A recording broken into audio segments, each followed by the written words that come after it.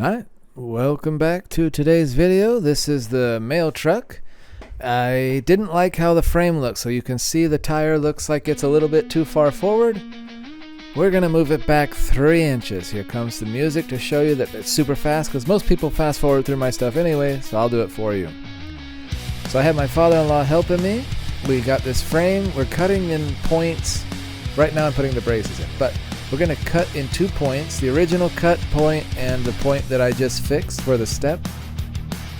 And then we're going to shorten that frame because it's straight frame, so it's the easiest spot to just cut 3 inches out, shorten it, put it back, and plate it all in. So you can see the frame split, little feet that I welded onto it to hold it up, half decent, polishing up everywhere it goes, then I'll throw it back together.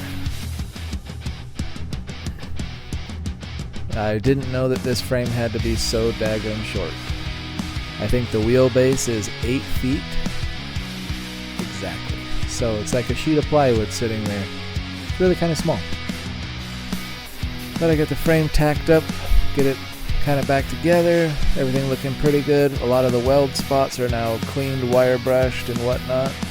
And then I jump into the back where the rear axle is. I gotta notch the frame. So I take some 10 gauge steel and some 1/4 inch tube, and I cut the tube in half. So I have 2 little notches.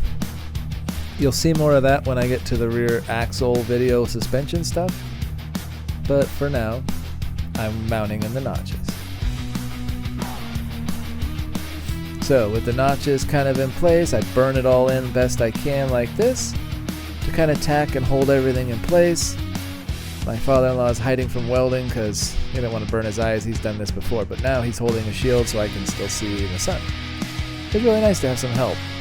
Super fun. But in order to get good welds, I have to avoid all the other angles except for flat. And even when I weld flat, not so good. However, I did take the frame, welded one way, then I lower the frame and flip it over. You know how nice it is to flip a car on purpose, not on accident. So yeah, welding. There was gas in the fuel tank when I tipped it. Like, gallons of fuel came out. Like, oops, 70-year-old fuel is probably still good. New stuff doesn't last. I don't know what you guys think. But now I have my kids out here helping, yelling at them, hey, put this over here, hook it up. Seeing if they will ever learn how to lift a car body off, something they'll probably never do on their own. But you never know. Man can have dreams. They could have the desire to someday do stuff that's like, I'm going to restore a 2010 Chevy. Like, no one wants to, but they might. It's a long time in the future, right? So anyways, we get it up there, and there's some inner fender brackets where the bodies come together, and that was catching on the rear tires. I want to make sure nothing catches, so I put this rim and bracing underneath, and the thought was if the car started to fall, at least I would have something taller than my body to have it fall on. I was safe. And then we put the frame under. So now put the little dollies. So much easier to move a frame with dollies on it. Best things ever. And then lower it down. We actually worked pretty good together. I only had to yell like a few hundred times. It was fantastic. With the body down like this. Then we unhook all the chain stuff and get the thing down where I can go and make sure the body's square. I wanted to make sure that body was right where I wanted it, because now I'm going to be building the front of the frame and the body mounts for right there. You can see there's like 2 bolt spots. So I cut the frame, just kind of flare it. I cut each corner of the frame. That way I can bend it, smack it, whatever. And then I'm going to insert this 2x4 piece of steel and build a structure across the front end of it to mount the bumper and the body and stuff like that. So this is me working with the chop saw. A little close up for you. It's a fancy chop saw. I got it for 25 bucks. Garage sale. I don't have a full blade, so it doesn't quite cut through. I really want one of those fancy new ones, but I'm cheap. And I'll just keep building with my junk. I use my angle grinder just to finish the cuts that the chop saw didn't quite get to.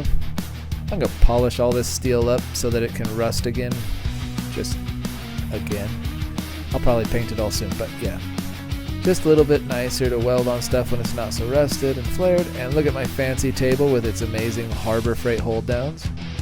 Yep, anyone could buy these. They're straight from Harbor Freight. Then I start tacking this together. It's nice, it's pretty square. Boom, boom, boom. And I typically weld from the inspiration of a park bench that birds were at. You know, crap everywhere. So that's my welds. Grinding helps a lot for the welding I can't do. But I don't think I even grind this stuff. I just said send it. Not my car, really. It's my kid's, and he's just going to crash into somebody eventually, right? So I had to make it strong, but I also just need to make it.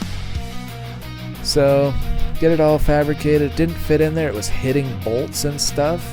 So I cut it, shortened it, cut it, shortened it. Got it to slip in there real nice. And once it slips in real nice, it's a good one. So then I put the level on it, make sure it's where I like it, level it up, get it sitting just about right, and tack it into place. Get it burned in there. And that is what I will mount the front body to. So I'll take this, let me see. So now I'm going to lift the body up. And you can see how the frame is flared out a little to match the original geometry that was there. Well, that geometry is gone because I cut it off. So now I have this square geometry. I'll use my little persuasion hammer, my body hammer there. That's how I do body work, sledgehammer. And then I weld all the frame up. It catches on fire 100 times because it was greasy. Even though I ground and cleaned off where I welded, there's a lot of like junk that just caught on fire. It's kind of enjoyable. You know, oil burning in your face as you weld. It's kind of soothing. So anyways, I get this stuff all kind of burned in pretty good to where I feel the frame is much better. It's pretty solid. I think there's still more I gotta weld. I'll do that when I go to paint the frame in a little while. Get it all sealed up, but I'm not done modifying it, so this is just to get it close and close can be. Close as close. Close and close.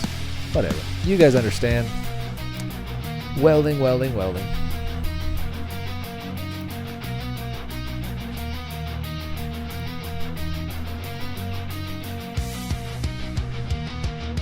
I think the car's crying if you look at it.